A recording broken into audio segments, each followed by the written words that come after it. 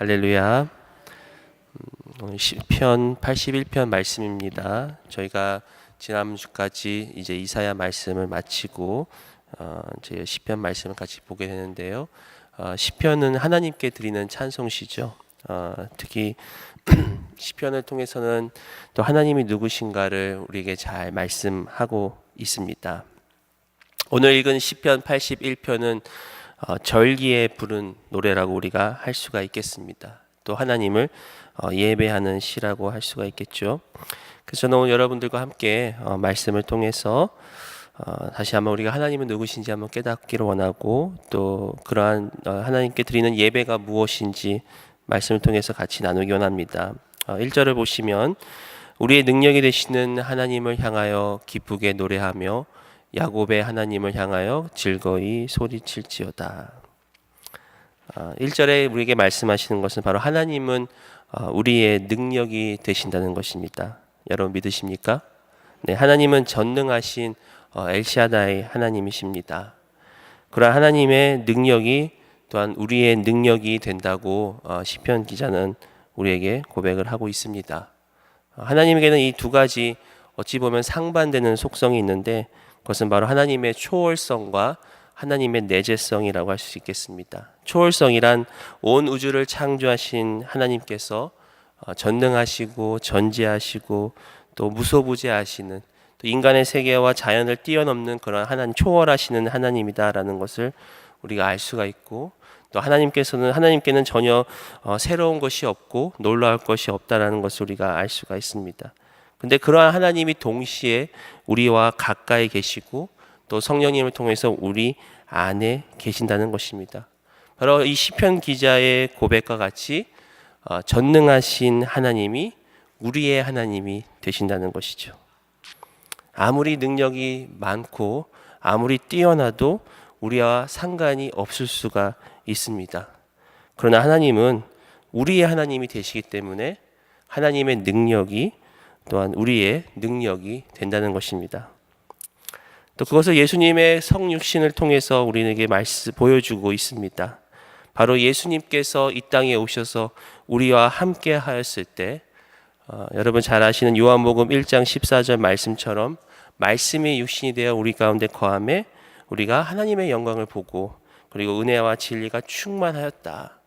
바로 예수님께서 이 땅에 오셨기 때문에, 전능하신 하나님께서 우리 가운데 임하셨기 때문에, 거하셨기 때문에 우리가 하나님의 영광을 볼 수 있었고, 그리고 우리 가운데 바로 이러한 하나님의 그 은혜와 진리가 충만할 수 있었다는 것입니다.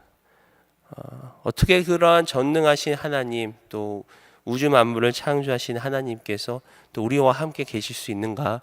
그것은 어떻게 보면은 하나의 신비고 또한 하나님의 은혜라고 할 수가 있겠습니다. 그래서 시편 기자는 바로 오늘 말씀처럼 우리의 능력이 되시는 하나님을 찬양합니다. 바로 하나님의 능력이 우리의 능력이고 또 하나님이 우리의 하나님이라는 것이죠. 보통 우리가 우리 부모님을 부를 때 뭐라고 얘기하죠? 우리 아빠, 우리 엄마 그러잖아요, 애들이. 근데 좀 이제 우리 애들은 이제 아직 한국말이 서투르니까 가끔 내 아빠 이럽니다. 내 아빠. 예, 또 우리 막내 아들이 아니죠. 네, 막내 딸이 예, 내 아빠, 새아 아빠 이런다는 거죠. 근데 어떻게 보면 하나님이 우리 하나님이지만 더 가까이 나가시면 내 하나님이시죠. 내 하나님, 내 아버지. 예, 그러나 우리가 하나님을 찬양을 할 수가 있습니다. 또 동시에 우리가 1절을 통해서 볼 수 있는 또 하나님은 야곱의 하나님이라는 것입니다. 야곱의 하나님. 저는 얼마 전부터 이 야곱의 하나님이라는 표현을 참 좋아하게 되었습니다. 얼마 전 이 새벽에도 잠깐 언급을 했는데, 야곱이라는 이름을 좀 이렇게 묵상하게 되었습니다. 사실 야곱은 하나님께서 이스라엘이라는 이름을 주셨고, 야곱은 어찌 보면 옛 이름입니다. 우리가 야곱이라는 이름이 우리에게 더 익숙하고 친근할지 모르지만, 하나님께서는 야곱에게 이스라엘이라는 이름을 주셨고, 또 이스라엘의 뜻이 하나님과 겨루었다라는, 또 하나님의 하나님께서 야곱을 축복하시기 위한 어떤 그러한 터닝 포인트 가운데서 새 이름을 주셨기 때문에 새 인생을 살라는 그런 의미로 우리가 받아줄 수 있지 않겠습니까? 야곱이란 원래 의미가 이게 발뒤꿈치를 잡고 또 태어나서 또 형 에서를 속이고 또 아버지 이삭을 속이고 또 광야로 도망갔다가 또 삼촌 라반에게 데려 속임을 당하고 그런 어떤 참 우여곡절의 그런 인생을 살았던 그런 야곱, 어떻게 보면 이게 기억하고 싶지 않은 그러한 이름과 과거일 것 같은데, 그런데 성경은 가끔 우리에게 말씀하는 것입니다. 하나님은 야곱의 하나님이시다. 그게 무슨 의미일까요? 야곱의 하나님. 그 말은 바로 진정 하나님의 은혜가 필요한 사람이 바로 야곱이라는 것입니다. 다시 말씀드려서 우리가 야곱과 같은 그러한 사람들이라는 것이죠. 어제 주일날 말씀했던 은혜의 하나님의 말씀을 되짚어 볼 때 우리가 부족하기 때문에 은혜가 필요하고 우리가 연약하고 실패하고 넘어졌기 때문에 우리는 은혜가 필요합니다. 아멘이시죠? 그러니까 야곱의 하나님이라는 의미는 바로 그러한 야곱임에도 불구하고 야곱을 축복하신 그 은혜의 하나님을 기억하라는 것입니다. 그래서 계속해서 하나님은 이사야 말씀을 통해서 너 야곱아라고 부르실 때도 있고, 또 이게 백성들이 이스라엘 백성들이 하나님을 찬양할 때 야곱의 하나님, 그러니까 야곱이라는 것이 바로 우리의 어떤 인생의 어떤 우리 인간의 그 본질적인 모습이고 연약한 모습이고, 그렇기 때문에 하나님의 은혜가 필요한 그러한 존재임을 다시 한번 우리가 깨닫고 기억하고 야곱의 하나님을 우리가 찬양할 수 있다라는 것입니다. 그러한 하나님을 향하여 우리가 할 수 있는 것은 기쁘게 하나님께 노래하고 즐거이 하나님께 소리치는 것입니다. 다시 말씀드려서 여기서 배울 수 있는 예배란 바로 하나님이 누구신가에 대한 우리의 반응이라고 할 수가 있겠습니다. 하나님이 누구신지 알 때 그 하나님을 향한 우리의 그런 반응, 특별히 말씀처럼 기쁘게 주님께 찬양하며 또 즐거이 주님께 소리치는, 그러니까 예배라는 것은 기쁨의 자리입니다. 예배라는 것은 즐거운 자리입니다. 왜냐하면 하나님이 이러한 하나님이시기 때문에 우리의 능력이 되시는 하나님과 또 야곱의 하나님, 은혜의 하나님을 우리가 알기 때문에 하나님 앞에 우리가 담대히 나아갈 수 있다라는 것이죠. 우리 어제 선포되었던 말씀처럼 때를 따라 돕는 그 은혜를 얻기 위하여 우리가 나아가지 않습니까?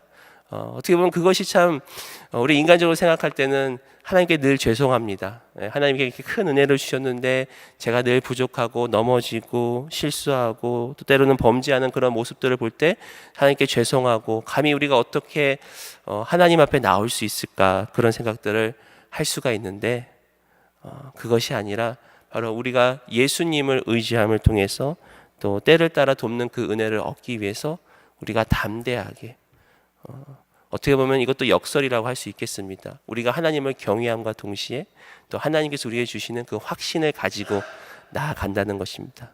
왜냐하면 우리의 의와 공로로 주님 앞에 나아가는 것이 아니라 예수님의 십자가와 예수님의 보혈에 힘입어 우리가 나아간다는 것이죠. 그렇기 때문에 바로 이 예배의 자리가 기쁨의 자리요, 또 예배의 자리가 즐거움의 자리가 될 줄 믿습니다. 이런 하나님과 이런 예배를 통해서 그럼 구체적으로 우리가 배울 수 있는 예배는 무엇인가? 2절을 보시면 시를 읊으며 소고를 치고 아름다운 수금에 비파를 아우를지어다. 우리가 여기서 배울 수 있는 예배는 바로 하나님 앞에서 아름다운 조화를 이루는 예배라고 할 수가 있겠습니다. 2절에서는 하나님을 찬양하고 또 하나님께 예배하는 모습들을 보여줍니다. 시를 읊는다라는 의미가 바로 이 시편들을 하나님 앞에 낭독하고 또 하나님께 고백하고 또 소고를 치고 또 아름다운 수금과 또 비파를 아우를 것이다. 그 당시 있었던 그 악기들을 하나님께 연주함을 통해서 하나님 앞에 예배를 드리는 모습들을 지금 묘사하고 있습니다. 근데 이 2절 마지막에 말씀하는 것이 아우를지어다. 즉 아름다운 수금의 비파를 아우를지어다. 이 아우르다는 뜻이 이 한국어로는 이렇게 조화를 이룬다라는 그런 뜻을 갖고 있습니다. 또 이 히브리어 원어를 보니까 아름답게 드리다라는 그런 뜻을 갖고 있습니다. 우리가 너무나 잘 아시지만 우리는 조화를 이룰 때 진정한 아름다움을 발견하지 않습니까?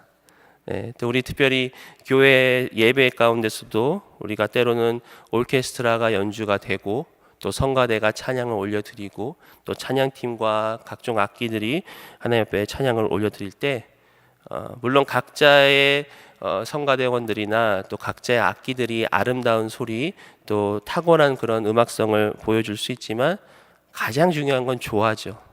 아무리 소리가 좋고 아무리 소리가 크고 아름다워도 각각의 악기들이 각각의 찬양 대원들이 조화를 이루지 못하면 그거는 시끄러운 소음에 불과합니다. 그러니까 하나님이 받으시는 그 예배 가운데 우리가 기억해야 되는 것이 바로 이러한 조화라는 것입니다. 비단 어떤 악기와 그런 소리의 조화뿐만 아니라 우리가 하나님 앞에서 예배 가운데 또 삶 가운데 그런 어떤 질서와 또 그런 하나님의 그 허락하신 그런 아름다움들을 우리가 조화롭게 표현을 할 수 있어야 된다는 것이죠. 그래서 사도 바울은 고린도전서 14장 40절에 이런 말씀하십니다. 모든 것을 품위 있고 질서 있게 하라. 특별히 예배 가운데 품위 있고 질서 있게. 그렇다고 무조건 점잖게 예배드리라는 의미가 아니고요. 우리가 다윗처럼 하나님 앞에 기쁘게 또 즐겁게 소리치며 찬양을 하지만 그 가운데 우리가 또한 조화와 질서를 이루어야 된다는 것입니다. 그랬을 때 하나님이 기뻐 받으시고 또 하나님이 받으시는 그런 아름다운 예배가 될 줄 믿습니다. 또 3절을 보시면 초하루와 보름과 우리의 명절에 나팔을 불지어다. 이것을 통해서 우리가 알 수 있는 예배는 바로 하나님의 행하심을 기억한다는 것을 알 수가 있습니다. 특별히 초하루 또 보름 그런 명절 이 모든 것이 나팔을 불지어다 이 모든 것이 절기 때 드리는 하나님께 드리는 찬양과 예배와 또 제사라고 할 수가 있겠습니다. 이런 절기는 하나님을 기념하기 위함임을 우리가 알 수가 있습니다. 특별히 하나님께서 우리에게 베푸신 선하신 일들을 기억하고 기념하기 위해서 우리는 예배를 드린다는 것이죠. 주일마다 나오는 것이 바로 하나님을 기억하는 것을 우리가 위해서 그렇게 예배를 드립니다. 하나님의 그 위대하심과 또 하나님의 선하심과 또 예수 그리스도의 그 은혜를 우리는 기억하기 위함이라는 것이죠. 우리가 읽고 있는 생명의 삶 책에 보니까 이렇게 표현을 했더라고요. 예배는 과거, 현재, 미래가 공존하는 현장입니다. 현재 드리는 예배에는 과거 구원의 기억이 포함되어야 하고 또 미래에 경험할 구원에 대한 소망과 기대가 포함되어야 합니다. 참 이 표현이 굉장히 마음에 와닿더라고요.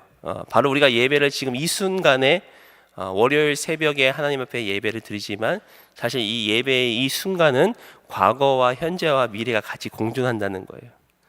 그러니까 지난날 특별히 새벽마다 나오시는 분들은 어제 하루 동안 지켜주신 하나님의 그 은혜를 우리가 기억하고 또 하나님께 찬양드리고 하나님을 높여드리며 또 동시에 미래에 행하실 그 하나님의 그 은혜를 또 우리가 알고 믿고 기대하고 소망을 갖는 것이죠. 바로 이 장래의 은혜, 미래의 은혜를 또 우리가 기억하며 하나님 앞에 나아가는 것이 그런 것이 바로 이런 예배의 자리라는 것입니다. 그래서 우리가 예배를 드린다는 것은 바로 하나님을 기억하는 것이다. 여러분 기억하시기 바랍니다. 이 절기들, 특별히 예수님께서도 성찬식을 행하실 때 너희가 이것을 행할 때마다 나를 기념하라, 나를 기억하라 라고 말씀을 하고 있습니다. 그래서 예배를 통해서 또 말씀을 통해서 우리는 하나님을 기억할 수 있다는 것이죠. 또 4절을 보시면 이는 이스라엘의 율례요 야곱의 하나님의 규례로다. 여기서 배울 수 있는 예배는 바로 말씀을 바탕으로 또 말씀의 순종함으로 우리가 드리는 예배라고 할 수가 있겠습니다. 조금 전에도 예배에는 조화가 필요하고 예배에는 질서가 필요하다라고 말씀드렸습니다. 근데 그 조화와 질서의 바탕에는 바로 하나님의 말씀이 있어야 된다는 것이죠. 다시 말씀드려서 하나님이 원하시는 예배는 바로 하나님의 말씀에 입각하여 하나님의 말씀대로 드려지는 예배라는 것입니다. 우리가 지금 드리는 예배는 어떻게 보면은 구약의 제사에 비해서는 굉장히 많이 간소화되어졌고 또 많이 이렇게 심플해졌지만 그 예배의 매 예배의 순간순간 순서에도 우리가 모든 것이 다 뜻과 의미가 담겨져 있습니다. 그것이 또 하나님께 나아가는 또 하나님께서 제시하는 방법이라고 할 수가 있겠습니다. 특별히 구약의 제사에서는 하나님께서 아주 디테일하게 우리에게 말씀하지 않습니까? 어떻게 예배를 드리고, 특별히 성막에서는 우리가 어떻게 분향단에 나와서 예배를 드리고 어떻게 예배를 드릴지 하나하나 자세하게 말씀을 하고 있습니다. 그것은 뭐냐? 바로 이 하나님의 말씀을 바탕으로 우리가 예배를 드려야 한다는 것이죠. 요한복음 4장 23절에 이런 말씀이 있죠. 아버지께 참되게 예배하는 자들은 영과 진리로 예배할 때가 오나니 곧 이때라. 아버지께서는 자기에게 이렇게 예배하는 자들을 찾으시니라. 성경에 가끔 가다가 하나님께서 찾으시는 사람들의 말씀들이 가끔 나와요.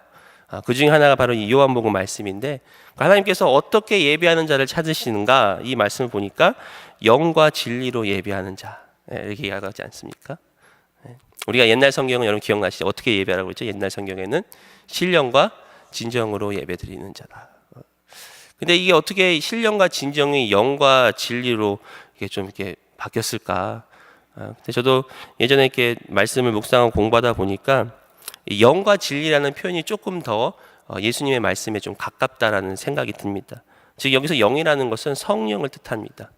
그러니까 신령하다라는 것이 사실은 성령을 얘기하는 거죠. 우리가 성령 안에서 또 성령이 이끄시는 대로 예배를 드리는 것이 하나님이 찾으시는 예배다. 바로 성령 안에서, 또한 진리 안에서 예배를 드릴 때, 진리라는 것은 우리가 하나님에 대한 올바른 지식을 갖고 있을 때, 그리고 하나님이 우리의 예배의 온전한 대상임을 우리가 알고 있을 때, 그리고 예배의 진정한 뜻이 무엇이며 예배의 의미가 무엇인지를 우리가 알 수 있을 때, 그것이 하나님이 기뻐하시는 예배라는 것이죠.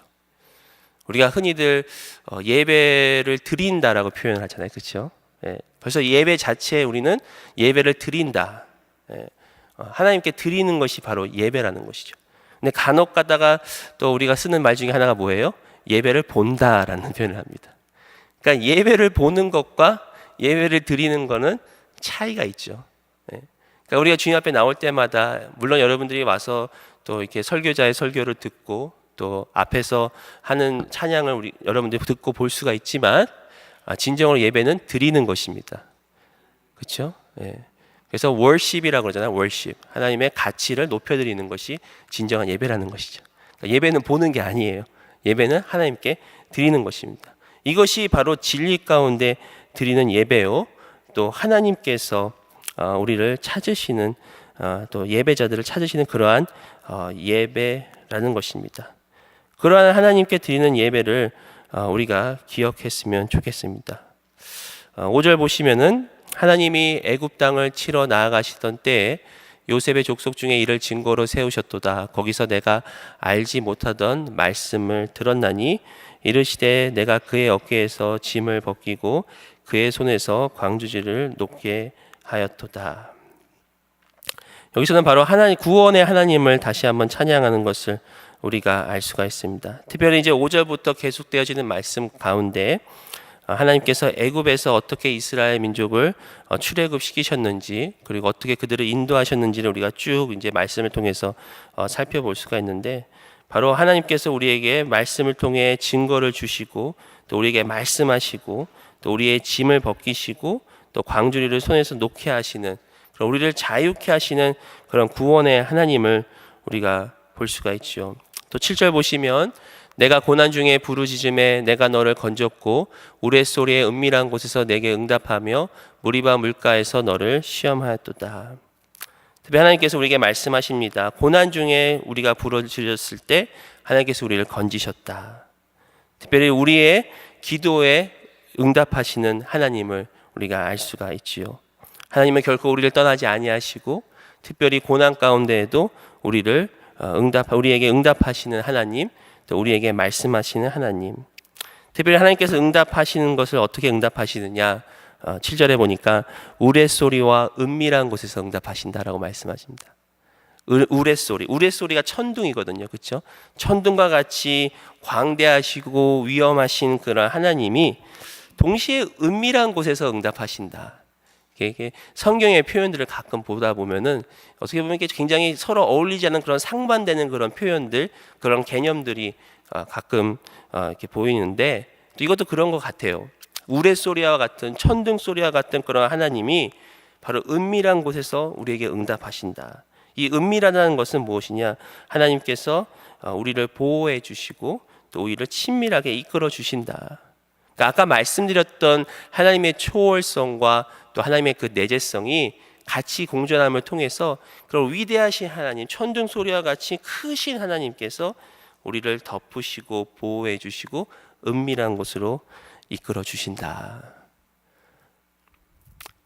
마치 엘리야가 하나님을 만났을 때, 호렙산에서 하나님 만났을 때 지진과 바람과 그 모든 것 가운데 하나님이 계시지 아니하고 그런 세미한 음성 가운데 주님이 계셨듯이, 그러니까 우리도 하나님 앞에 나와 기도할 때 이 부르짖는 기도와 또 하나님 앞에 조용히 읊조리는 기도가 사실은 같이 가야 되죠. 때로는 우리가 환난 가운데 있을 때, 특별히 어려움 가운데 있을 때 우리는 하나님께 부르짖어야 됩니다. 주여 우리를 구원하시고 주여 저를 살려주세요라고 부르짖어야 되지만, 또 동시에 하나님은 바로 이런 은밀한 가운데 우리에게 말씀하시기 때문에 그런 은밀한 하나님의 그 음성을 또 우리는 들을 수가 있어야 됩니다. 바로 세미한 하나님의 음성을 우리는 들을 수가 있어야 됩니다. 얼마 전에 우리 강 목사님도 말씀하셨지만 늘 바쁜 가운데에서도 이 고요한 마음을 우리가 유지해야 한다는 것이죠.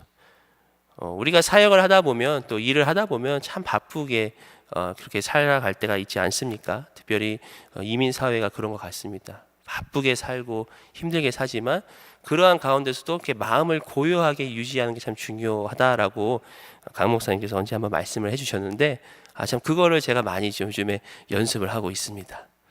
얼마나 그냥 주일마다 바쁘게 왔다 갔다 하고 다니는지.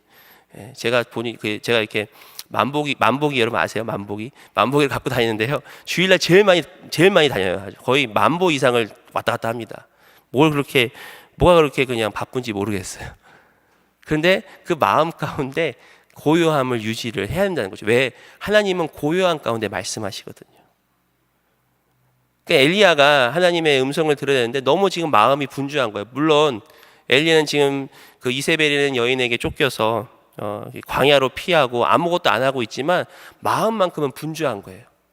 그러니까 우리가 분주한 가운데 마음을 고요하게 하는 것도 중요한데, 또 반대로 우리가 아무것도 안 해도 마음이 분주할 때가 있어요. 계속 걱정을 하는 거예요. 계속 근심을 하는 거예요. 또 마음 가운데 계속해서 불평을 하는 거예요. 아무것도 안 하고 있음에도 불구하고. 가장 중요한 것은 마음을 우리가 고요하게 할 때, 그때 우리에게 은밀하게 말씀하시는 하나님의 음성을 들을 수가 있습니다. 그래서 이 새벽이 그러한 시간이 되기를 축복합니다. 하나님 앞에 고요히 나올 때 우리와 같은 하나님께서 은밀하게 저와 여러분들에게 말씀을 하신다는 것입니다. 그러면서 이제 8절부터는 하나님께서 다시 한번 이 출애굽한 이스라엘 백성들에게 하신 말씀들을 또 우리에게 상기시켜 주십니다. 8절 보시면 내 백성이여 들으라, 내가 내게 증언하리라, 이스라엘이여 내게 듣기를 원하노라. 하나님은 이스라엘 백성에게 그리고 우리에게 들으라라고 말씀을 하십니다.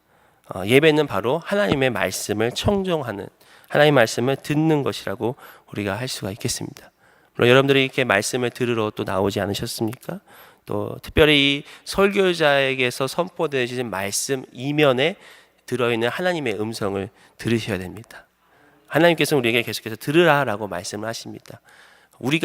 하나님께서 우리에게 말씀하지 않는 것이 아니라 우리에게 귀가 어두워졌기 때문에, 우리가 마음을 고요하게 유지하지 못하기 때문에 우리는 때로는 하나님의 음성을 놓칠 수가 있다는 것이죠. 그래서 하나님께서는 이스라엘 백성에게 또 우리에게 들으라라고 말씀을 하면서, 또 9절에 보시면 너희 중에 다른 신을 두지 말며 이방신에게 절하지 말라. 여기서 다시 한번 우리에게 말씀하시는 것이죠. 예배의 대상은 바로 오직 하나님께만 있다는 것이죠. 어느 통계를 봤는데요, 그 미국에서 예수님을 믿는다고 이야기하는 이제 복음주의 기독교인들 중에 반 이상이 예수님 외에도 구원의 길이 있다라고 믿는다라는 그런 조사의 결과를 본 적이 있습니다. 여러분, 예수님 외에 다른 길이 있습니까? 없습니까? 통계에 따르면 여기서 반은 지금 그걸 생각하고 계신다는 건데 아니죠. 예.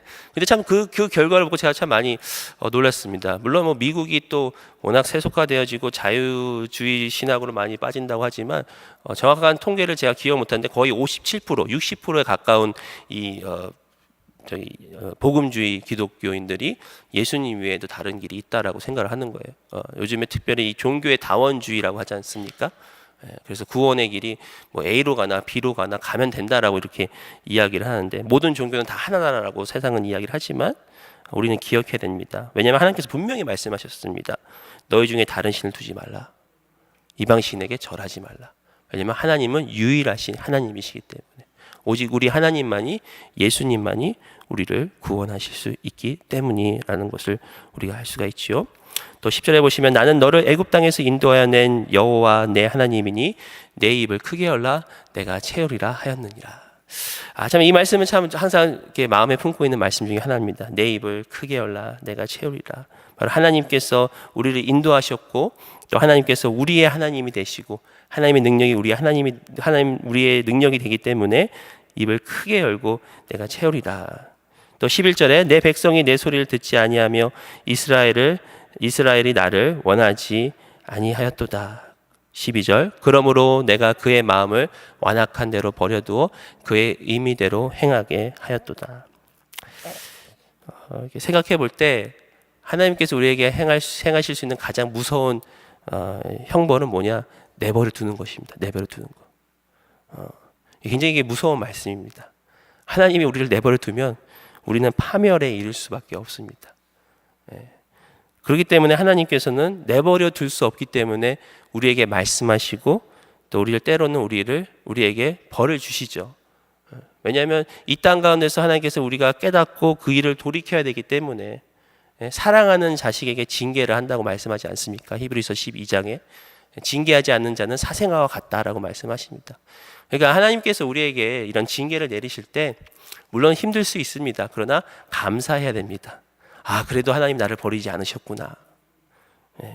그렇기 때문에 세상 사람들이 잘 나가는 것에 대해서 우리가 부러워할 필요가 없다라는 것이죠. 어떤 분은 가끔 그래요. 저분은 이렇게 믿지도 않고 나쁜 짓만 하는 것 같은데 왜 이렇게 잘 되냐고. 하나님이 내버려 두셔서 그래요. 근데 하나님께서 붙잡는 자는 그렇게 내버려 두지 않으신다는 것이죠. 반드시 이 땅 가운데 우리를 돌이키게 하신다는 것입니다. 저는 또한 이 말씀을 또 우리 자녀들에게 그대로 적용할 수 있다고 생각합니다. 이게 우리 어르신들 또 이게 성도님들을 받다 보면은 이게 자녀 때문에 고민하는 분들이 참 많이 계세요. 자녀들이 어렸을 때는 참 신앙생활 열심히 하는 것 같았는데, 이게 고등학교, 대학교 가니까 이게 한두씩 교회를 떠나서 마음이 아파하시는 분들이 참 많습니다. 그래서 저는 항상 이 말씀을 기억하고, 특별히 하나님께서 분명히 우리 부모님의 기도를 응답하실 것이고, 특별히 가만히 안 두실 것입니다. 하나님께서 언젠가는 돌이키게 하실 것입니다. 그렇기 때문에 우리가 믿음으로 기도를 할 수 있다는 것이죠. 그러니까 여러분, 우리가 생각해야 됩니다. 우리가 좀 하나님께 잘못한 것 같은데 아무 일이 일어나지 않고 잘 되는 것 같다 그러면 하나님께 다시 돌이켜야 됩니다. 하나님 혹시 저를 내버려 둔 거 아니십니까? 그러고 그리고 13절에 내 백성아 내 말을 들으라 이스라엘아 내 도를 따르라. 14절에 그리하면 내가 속히 그들의 원수를 누르고 내 손을 돌려 그들의 대적을 치리니. 15절 여호와를 미워하는 자는 그에게 복종하는 채할지라도 그들의 시대는 영원히 계속되리라. 특히 하나님께서 말씀을 합니다. 우리가 하나님의 말씀을 듣고 청종하고 또 하나님의 뜻대로 행하면 우리의 원수를 누리고 우리의 대적들을 치워 주시겠다. 이렇게 15절 보시면 여호와를 미워하는 자는 그에게 복종하는 채할지라도 그들의 시대는 영원히 계속되리라. 좀 이 말씀이 조금 이해하기 좀 어려운 말씀인 것 같아요. 여호와를 미워하는 자들의 시대는 영원히 계속되리라. 이게 그래서 이 영어 성경에서는 그들의 시대를 이제 그들의 형벌이라고 이야기를 하고 있거든요. 근데 다시 한번 생각을 해보면 하나님께서 내버려 둔 그냥 완악한 대로 버려둔 그들의 시대, 그러니까 하나님께서 다시는 그들을 찾지 아니하시겠다. 그러니까 하나님을 미워하고 하나님을 대적하고 하나님께 불순종하는 자들, 반역하는 자들은 그들이 이 땅 가운데서 좀 어떻게 잘 사는 것 같고, 또 하나님께 때로는 그들이 겉으로 볼 때는 하나님 복종하는 것 같지만 하나님은 그들의 마음을 아시기 때문에 그들의 시대, 그들의 형벌은 영원히 계속될 것이다. 하나님께서 말씀하시며 또 마지막으로 16절에 또 내가 기름진 밀을 그들에게 먹이며 반석에서 나오는 꿀로 너를 만족하리라 하셨도다. 바로 하나님 안에 거하는 또 주의 말씀에 청종하고 순종하는 자들에게는 하나님께서 꼴을 먹이시고 또 우리를 만족하게 하신다라고 하나님께서 마지막으로 우리에게 말씀을 합니다. 그래서 이러한 말씀을 우리가 믿고 또 하나님을 의지함을 통해서 날마다 주님이 주시는 그 은혜를 우리가 누렸으면 좋겠습니다. 그래서 오늘 말씀을 통해서 하나님이 누구시며 또 하나님께 대한 예배는 무엇이며 또 하나님께서 인도하시는 것 가운데 특별히 하나님의 말씀 우리가 순종하며 나아갈 때 우리를 먹이시고 우리를 만족하게 하시는 그런 하나님, 풍성한 하나님을 누리시는 저와 여러분 되기를 예수의 이름으로 축원드립니다.